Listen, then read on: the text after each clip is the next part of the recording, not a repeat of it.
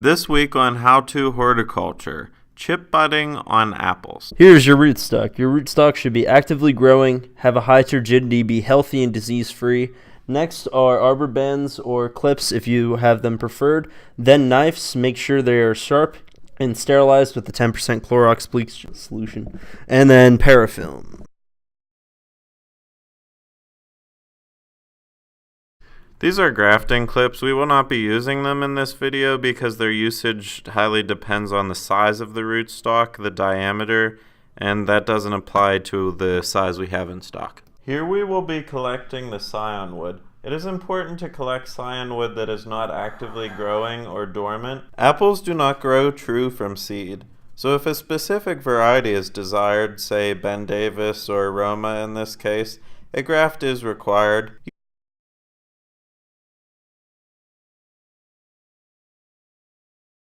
It's recommended to harvest 1-year growth that has gone through at least one winter. As a member of the Rosaceae family, apples are very susceptible to diseases, so it's very important to inspect the scion wood before harvest. Standard sterilized by-press pruners are acceptable for harvesting.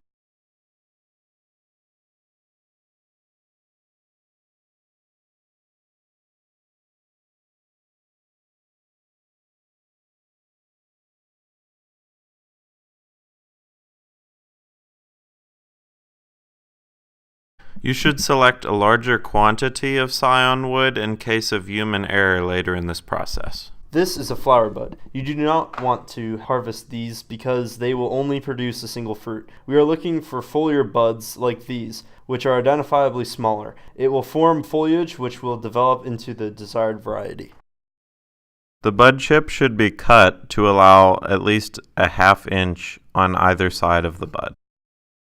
Pay close attention to the polarity of the bud while harvesting. Reversal of the bud's polarity can disrupt the natural flow of the xylem and phloem, causing desiccation. Marking the bud with a marker is helpful. Make sure to not cut towards your hand.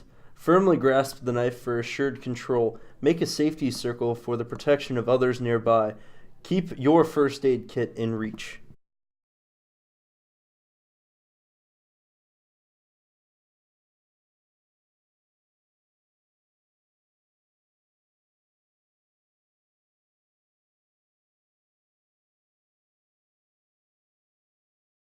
We cut a tongue into the graft because that would increase the surface area contact of the cambium layers. The rootstock may be started from seed, or a certain variety can be purchased for dwarfing properties or high vigor. Here we are using M111, a semi-dwarfing rootstock.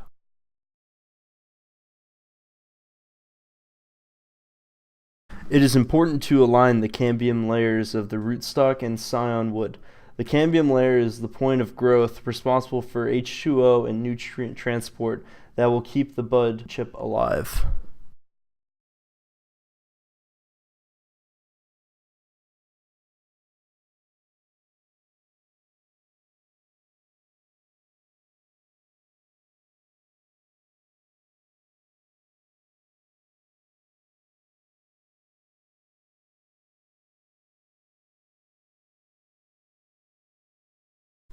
A double layer of parafilm will prevent desiccation of the bud due to loss of water. Additionally, the area could be coated with grafting wax for the same purpose.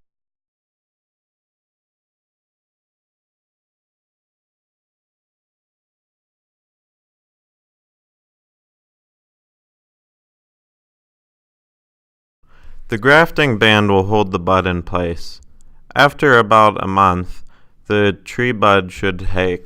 After the bud has healed in, you could induce dormancy by placing the newly formed tree outdoors. After the new growth becomes established after the first year, you could prune away all the other foliage aside from the desired scion. After many years of growth, you may enjoy your newly formed apple tree. Here, our newly chip-budded tree has been growing in a greenhouse for several weeks. this bud took, as you can see. Once the bud is healed in, the chip will be stable enough to remove the parafilm.